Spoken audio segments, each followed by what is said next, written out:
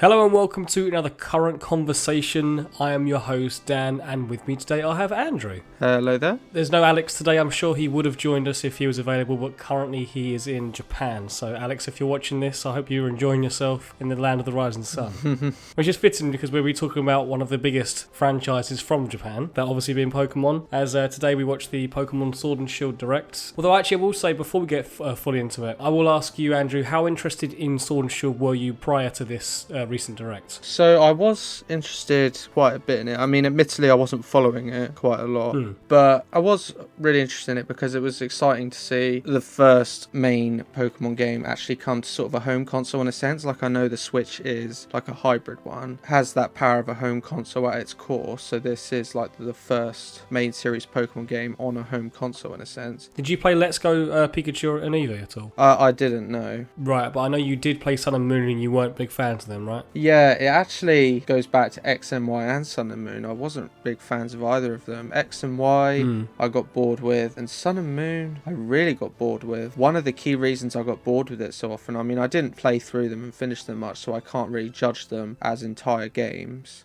And with Sun and Moon, one of the main things, and I know it's a common criticism, is that you get stopped so often for like conversation.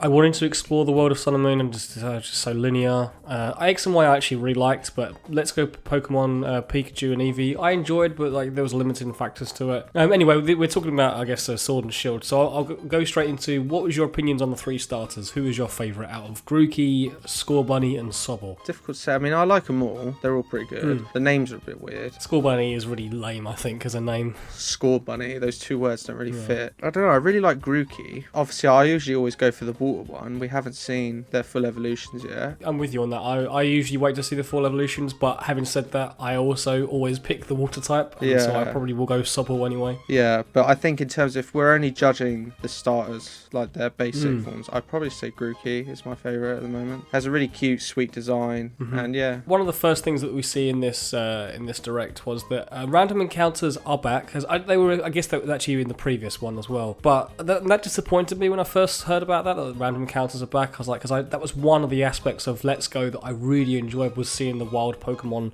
walking around in the grass. But they seem to be back now anyway. Like, so you have a choice of either just random encounters in the grass, but you also have wild Pokemon going around the land, and a best of both worlds. I don't know how you feel about that. Yeah, as you say, best of both worlds is really good. It also creates that sort of living world, as people say, where you see these Pokemon. I mean, sometimes it looks a bit weird. Like, I remember there was a shot in there where you see like a Tyranitar just walking around, but they're not sort of doing anything sort of natural sometimes. And I know this isn't like a National Geographic documentary where they're supposed to be. Yeah, they're just not doing much natural. It looks a bit weird sometimes. They're just sort of strolling around casually, especially when they're sort of similar height to you. So it looks like people who might be dressed up or something. It does look a bit weird sometimes. The animations sometimes can be a bit stiff anyway in these Pokemon games, and you could see that in this trailer. But I remember in like Let's Go, one of the biggest things was we go in the water, you'd see Magikarp flopping about on top of the water, and that made no sense. Why was he not swimming? Why was a Magikarp not swimming around? Why was it flopping on top of the water? That was dumb, but whatever. Getting to the world itself, I am really surprised that they are going full on like open world with this. I don't know what your thoughts are on this. This is not just going to be like a typical linear Pokemon game. At least that's what it seems like in terms of its like level design. These are big open areas that maybe are similar to something like Monster Hunter or even Breath of the Wild, which is exactly what I wanted out of this. Yeah, I mean, as you say, we're surprised, but at the end of the day, if it wasn't this, would we also be sort of angry? Because obviously, bear in mind, this is on the Switch now. If it was sort of the same sort of linear design, be like, why is this on the Switch then? This is something that should be like on the 3DS. Not sort of saying the 3DS is a bad console, but the Switch is far more powerful. Yeah, definitely. Like the fact that we've got you got camera control now. As I was watching that, I was like, yes, welcome to the 21st century Pokemon. We finally have camera control in your games, and it's really cool to see these worlds like actually look alive almost. Yeah, definitely. They get in there. I really like. Obviously, I think we both really like the fact it's based on Great Britain as well. Yeah, both of us are from England. It's pretty cool to see that. Even though we don't have any deserts in the UK, I can confirm. Yeah, even in like deep summer, it doesn't tend to get that hot. It's mildly irritatingly hot. That's about it.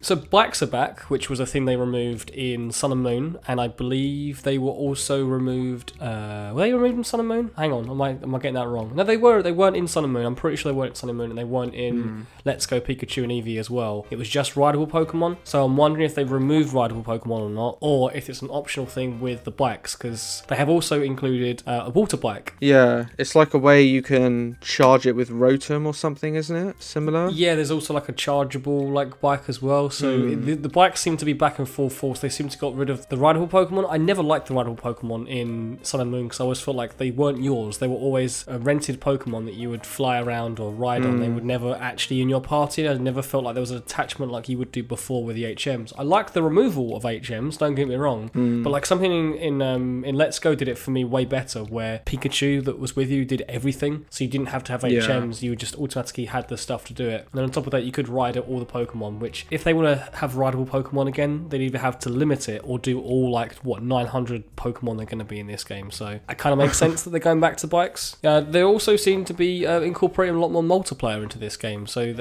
there's a lot of influence from Pokemon Go. I don't know if you like thought that when the raid battles, there are these like beams of light you can go towards, and then you can have up to 3 other people join you. So you have 4-player raid battles and take down these giant Pokemon. So I mean, yeah, it's great. Obviously, Pokemon is as much multiplayer as it is single player. Really, obviously, it has. I mean, them incorporating elements or similar to Pokemon Go is a no-brainer, really, considering how successful that's been. Yeah, I'm just interested because the raid battles in this game, you can do it either locally or online. But from what I've seen, they haven't specified what the online is. Is it online with randoms? Is it online with just friends?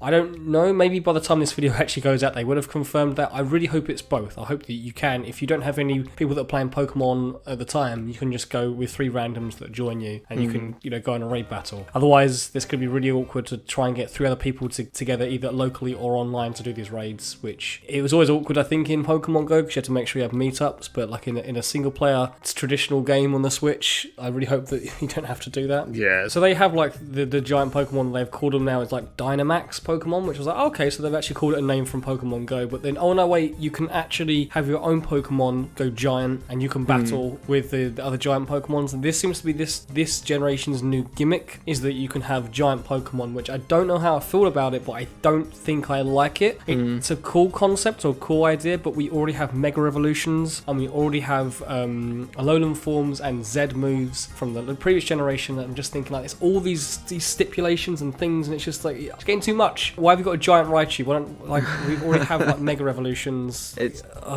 I don't know. I don't know what I feel about it, really. Essentially, like, how far can they possibly go? Like, what are you going to have in the next main one? Are you going to have become invincible permanently? Are they become godlike or something? It doesn't feel like sometimes true creativity. It just feels like they go and make them more and more powerful. I mean, Mega Evolutions I quite like, because not only was it more powerful, but they were having these cool new designs for them. Exactly. But here, they're literally just bigger, like you say. Yeah, this feels lazier, right? Because, and I know it's a bit harsh for me to say that, but like having the Alolan forms, there were different designs. Having the Z moves, you had like these cool, unique animations that would play out. And then obviously, like you say, with the Mega Evolutions, you have Charizard has 2 different forms he can go into. That's really cool. I want to see these more like unique designs of older Pokemon. Yeah. And then like, no, we're just gonna make them big. They're just like big Godzilla creatures now, but they're just the same model. Yeah. So I'm not too sure, but the idea of raids coming into the main Pokemon games, I'm actually quite interested in, honestly. Moving on, actually, I guess to some of the big battles, we've got like the gym battles now. I don't know if you noticed that, like the gym battles seem to only take place in stadiums, which I think is really cool. They're not just like these little gyms now. There are these big, massive stadiums with loads of crowds of people that are watching, and it's to evoke like a football stadium or soccer stadium for any of the US folk watching. If they have football in this and they say soccer, yeah, seeing as it's based on Great Britain. Most disappointing game of the year for Andrew. Why? Because they referred to football as soccer.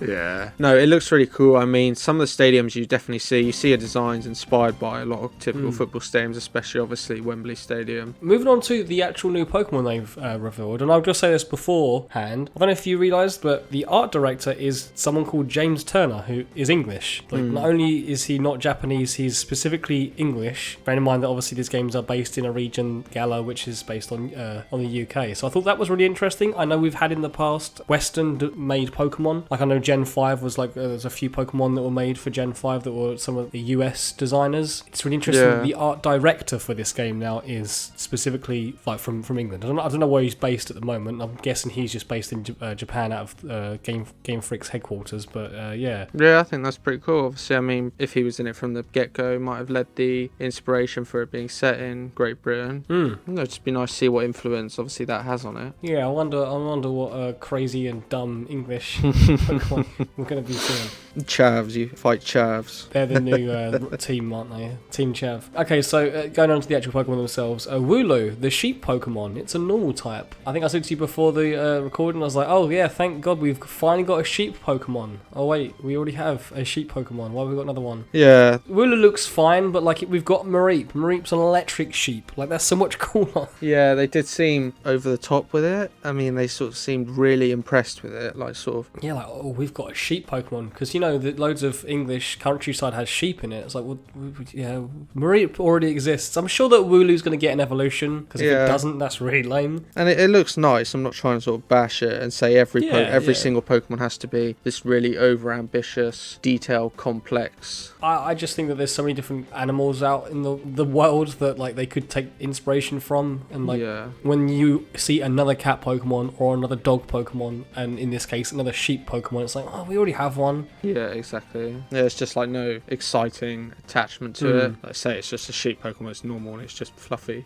Okay, so the next one here we've got is Gossifleur. Gossifleur, I think I might be pronouncing that wrong, but it's the flowering Pokemon and it's a grass type, just pure grass, which again we have a lot of, but you know, I like the design. It looks pretty cool. It looks kind of like Roselia, honestly, but you know. Yeah, it doesn't look bad. I mean, there's quite a few of those grass types that are based on typical, like, many sort of plants, and it looks sort of like that. Then it goes into Eldegoss, the cotton bloom Pokemon, and it was also pure grass. And I looked and I was like, that looks really cool. I like its design. It looks really fluffy, but it kind of just looks like Whimsicott. I think it's that one, like from cottony into Whimsicott from Gen 5. I think that was it Gen 5? Yeah, I believe so. Very similar looking type, but whatever. I do like the look of this. Yeah. Little plant with like big afro. Big afro of seeds. Yeah, you can say it looks similar to the old ones. I mean, I understand at this stage when you have so many, you are going to have ones that are similar, potentially similar to older ones.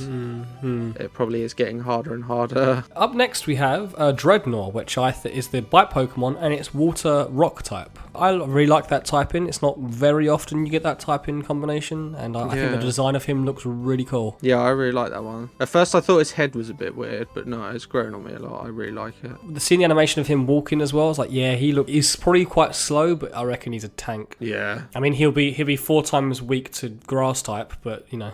Oh yeah, that's not going to end well. Next up we got is Corviknight, the Raven Pokemon. It's flying steel type, which surprised me. I thought it was going to be maybe steel dark, just because of its eyes. I thought it was going to be a dark type, but apparently it's not. Yeah, I thought the steel dark combination would have been cool, actually. No, I really liked it. It's really creepy. It does, doesn't it? It looks proper evil. Like those like red demon eyes, yeah. And they've taken inspiration from the UK as well, because if anyone's not aware, here in the UK we have ravens that are taxi services, and they like fly people off, just like they do in the game here.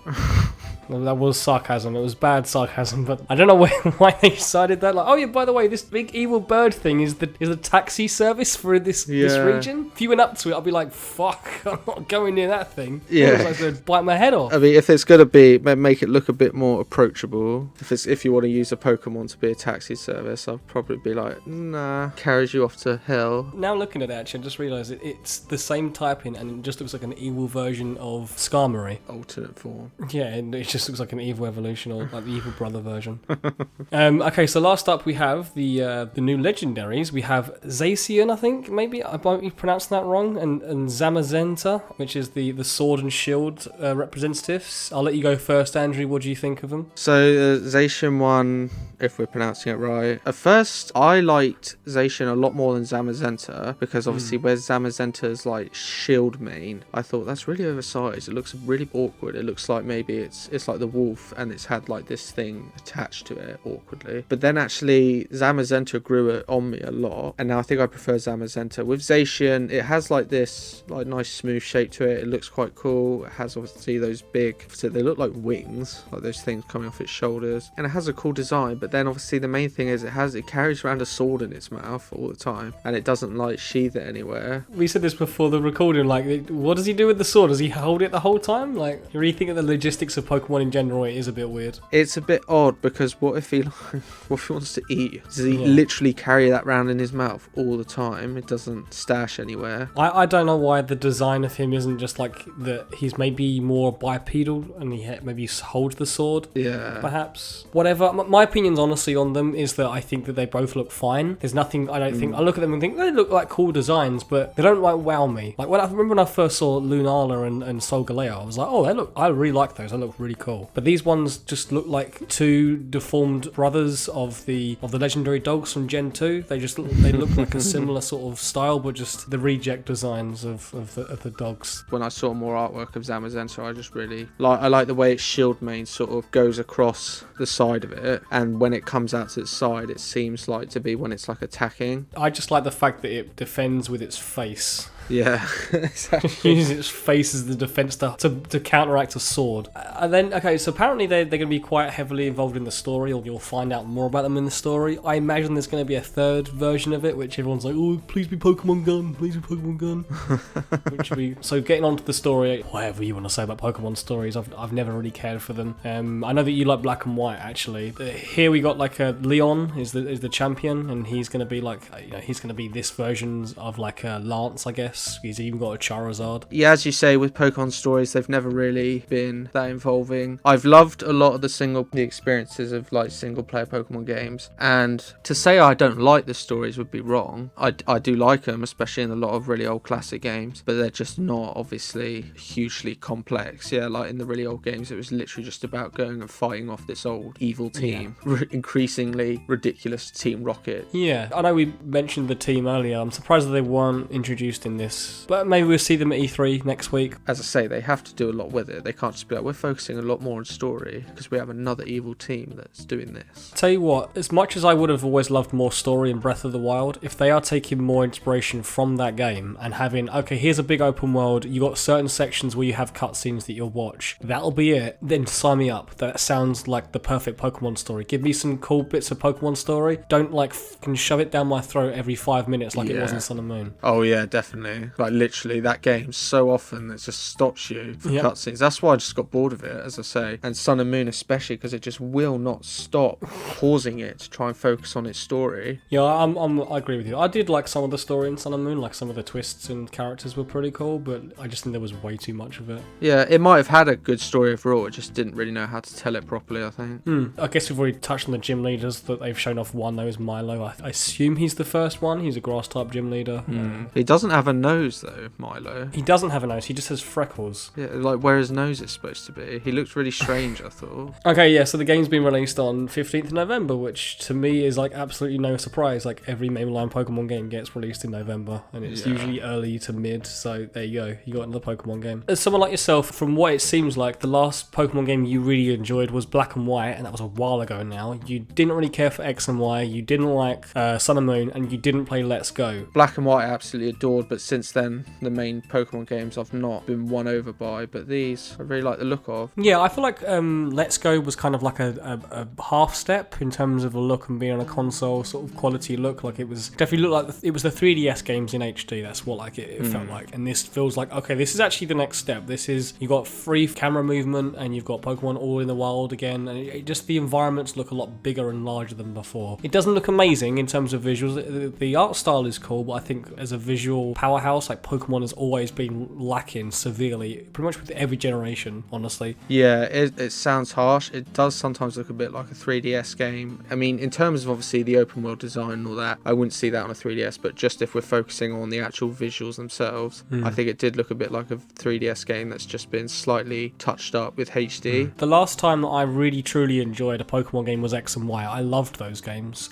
Sun and Moon, I finished, but I didn't really like them that much. They were okay. I enjoyed enjoyed them enough to finish them, but I didn't play any of the post-game content, and I certainly didn't buy Ultra Sun and Ultra Moon. Let's Go, I really enjoyed Let's Go because I'm a big Pokemon Go fan. I love the originals as well, Red and Blue, so it was really cool to have remakes of them again. Honestly, from what I see of Sword and Shield, I was looking forward to this before this Direct. Having seen the Direct, I'm looking forward to them even more now. The only thing I don't like the look of is the giant Pokemon. It just feels like another gimmick. It doesn't need to be there. We already had Mega Evolutions and Z moves. Be nice if they just tried out more forms, like maybe British Pokemon, yeah. Yeah, like get British versions of Pikachu. Have like a hat and pipe or something like that of Sherlock Holmes.